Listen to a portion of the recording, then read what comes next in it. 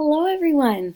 Thank you so much for coming out today. I'm so excited to talk to you about nutrition, some local food sources, and discuss some cooking techniques. This is Easy Ways to Eat Right for Seniors. So, before we begin, I wanted to tell you a little bit about myself and my background. My name is Mallory Doolin. I'm a registered dietitian. I received my bachelor's degree in nutrition and dietetics from Syracuse University in 2015. Go Orange! Big fan, still love to keep up with all of the school happenings. Following my graduation from Syracuse, I went on to complete my dietetic internship at the University of New Hampshire.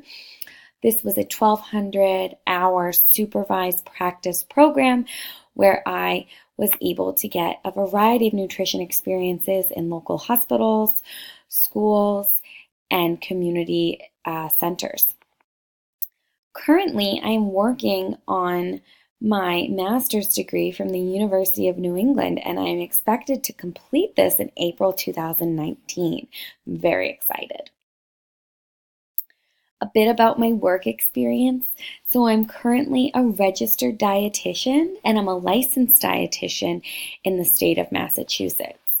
Right now, I work as a clinical dietitian, so I see patients once they are admitted into the hospital, and I could see them for a variety of different reasons, including nutrition support, like needing a tube feed, or IV nutrition. And then also I do a lot of diet education.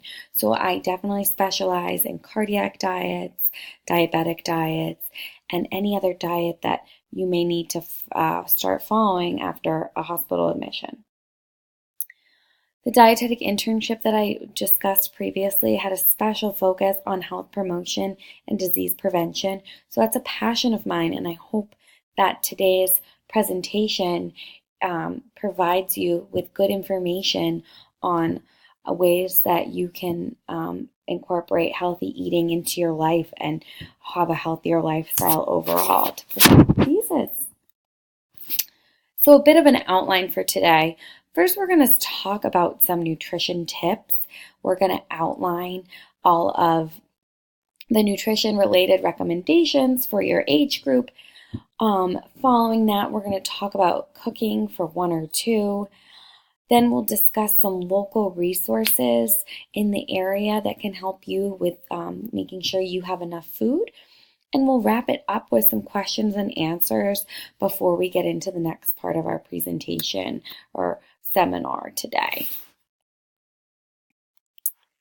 So let's talk food groups. So who here has seen this image before? Just by a show of hands. So this is the My Plate, and it has replaced the famous food pyramid. It's replaced the food pyramid because this image is much easier. I believe it has a lot less confusion than the food pyramid did. This one shows you what your plate should look like at every meal. Now, some of the things that I noticed right away when I'm looking at it is that those fruits and vegetables are making up half of your plate, which is one of the most important recommendations that we'll discuss. But you can see that at every meal, you really want to focus on those fruits and vegetables. The proteins and the grains take up 1/4 of the plate, and they are going to be the smaller part of your meal. Now, a lot of times those fruits and vegetables get that don't get that main attraction, and a lot of focus goes on the protein. But here we want to make sure we're focusing on those fruits and vegetables, and then including grains, protein, and of course our dairy servings. So let's dive into the food groups. So first we have fruits and vegetables. So right there, that first recommendation is to make half your plate fruits and vegetables. So you can do that in a variety of ways. Sometimes we might have meals that might not call for the plate to be filled up halfway with fruits and vegetables, but definitely thinking about those fruits and vegetables as toppings, having them in many different ways. So as long as the half of your servings at each meal are fruits and vegetables, then that's going to be following the recommendation. Also, it's important to eat different colored fruits and vegetables. Every fruit and vegetable that's different colors is going to give you different nutrition, different vitamins. So making sure you eat the rainbow, getting those oranges, greens, purples, blues, all of the different colors, reds. There's so many different ones you can choose from. So trying to spice it up, have that different variety throughout the day. Overall, fruits and vegetables are going to ensure that you have good nutrition and help prevent diseases. They have a variety of different, what we call phytonutrients, that are substances that can really help and protect your health. So fruits and vegetables have a variety of different health benefits. They're low calorie, they are high in nutrition. So we call these nutrient dense foods that really can provide you with the nutrition you need to make sure that you can keep going on that healthy lifestyle. The next food group is going to be your grain group. So the recommendation for this is to make at least half your grains whole grains. So whole grains include a bunch of different foods. It can include whole wheat flour, oatmeal, and even popcorn can be a whole grain. There's a lot of other grains, some ancient grains that you may have heard of that are coming back into fashion, like quinoa or farro, and these are also delicious whole grains that you can incorporate into your diet. Whole grains aid in digestion, help with weight management, and can prevent heart disease. So with whole grains, I always recommend sneaking them into your foods. So if you're making a prepared dish, like a casserole, substitute in a whole grain. Like instead of using a white rice, try to use a brown rice, which is a whole grain. Always try to think about how recipes could be altered. For recipes that you're making, like muffins or pancakes that call for all-purpose flour, substitute half of that with whole wheat flour. And this will meet your goal of making half your grains whole grains. And it's a good way to add it into your foods. Also, make sure that you snack on whole grains. Whole grains can be a delicious snack. You can, switch from your regular cereals and crackers to whole grain cereals and whole grain crackers. So that would be, a great way to kind of make little changes that would help incorporate those whole grains into your diet. Later in this seminar, when we have our pop-up grocery store tour, we will be reviewing how to identify those grains in the supermarket and how to look and see if what you're choosing in the store is a whole grain. So we'll be able to get into that a little bit later when we're in that part of the seminar. Next up is our protein group. So the recommendation is to choose lean proteins. So your lean proteins will be your seafoods, your chicken and turkey, so your poultry without the skin. And those you want to try to choose. Also, you can consider some vegetarian style meals by choosing a bean protein or tofu. Those are all other options that you can try at meal times. Protein foods are a good source of nutrition that help our bodies work and move. Especially as we get older, we need to make sure that we're getting enough protein in our diet. So making sure that you have that protein source at each meal is important. A good serving size for a typical protein would be about the size of your palm or two palms put together. So somewhere in between that too. Getting enough seafood is important. This provides some great nutrition and it's a good way to get some healthy fats in your diet as well. Last up in the food groups, we have our dairy food group. So the recommendation is to choose low-fat or fat-free dairy products. This can include milk, yogurt, and cheese. So the serving size for dairy that you want to have 2 to 3 servings of dairy per day. And the serving size would be 8 ounces or 1 cup of milk and yogurt and 1.5 ounces of cheese.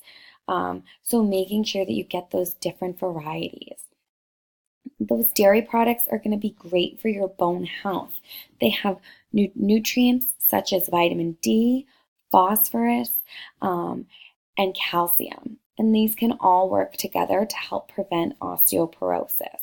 So it's really important as we age to make sure that we're getting that right nutrition from all the different food groups to help benefit ourselves. So let's talk benefits. Making sure that you're eating well from all the 5 food groups, looking at those recommendations that I just made, helps ensure that you're going to get the nutrition your body needs. It will reduce the risk of illness. It can help combat different diseases, cardiovascular diseases, and diabetes. It helps you meet your calorie needs, and this can help with you either lose or maintain weight. So ultimately the goal to achieve and maintain a healthy body weight. And overall, getting the right nutrition your body needs gives you energy to feel good. It gives you that energy you need to participate in your typical activities of daily living so that you're able to do what you want to do with the right fuel for your body. So I hope that you'll be able to incorporate some of these nutrition recommendations into your daily life, making sure that you're getting those fresh fruits and vegetables, making half your plate fresh fruits and vegetables, choosing delicious whole grains, making at least half your grains whole grains, choosing good protein sources and eating seafood a few times a week, and lastly, picking that great dairy products and making sure that they're low fat or fat free and getting great nutrition for your bone health.